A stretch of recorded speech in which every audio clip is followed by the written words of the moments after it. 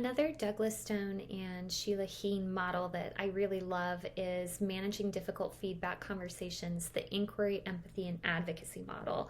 And as you'll notice on your screen, this is really, again, just a general blueprint to help you navigate difficult conversations around giving and receiving feedback. And it comes from a very compassionate and person-centered place, and I just love that. So thinking about inquiry as an opportunity for asking questions to engage and spin up receptivity.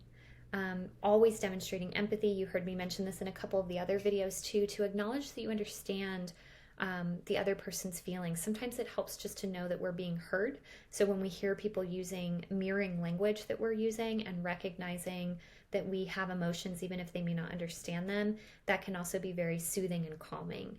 And then advocacy. As leaders, it's very important to also continue, if you are positive about your position and the facts that you have, to continue to state your point of view and to share those facts, especially initially in a very generous way, so that you maintain your position while acknowledging someone else processing that position.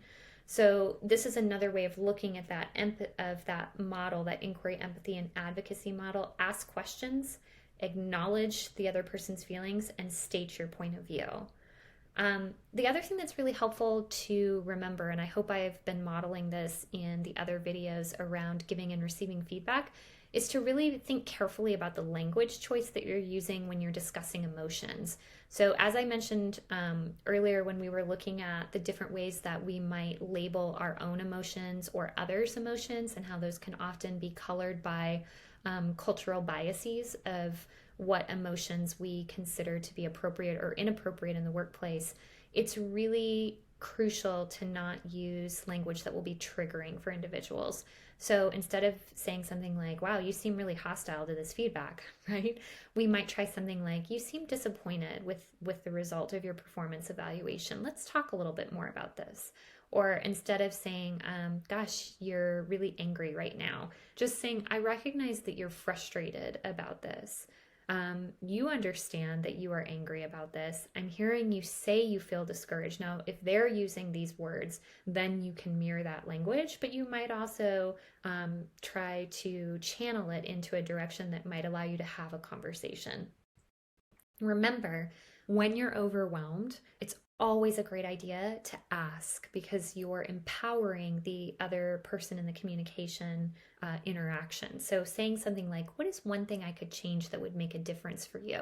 Especially if you're in a leadership position, because you have more power. So acknowledging that and allowing the other person to articulate what they might need can help you grow and learn as a leader too. The crucial last part of a meeting is to clearly state your agreement and next steps.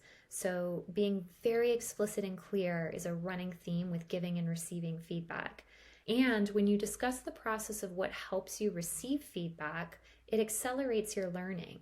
So make sure that you own what would help you receive feedback and communicate that to your colleagues or supervisor.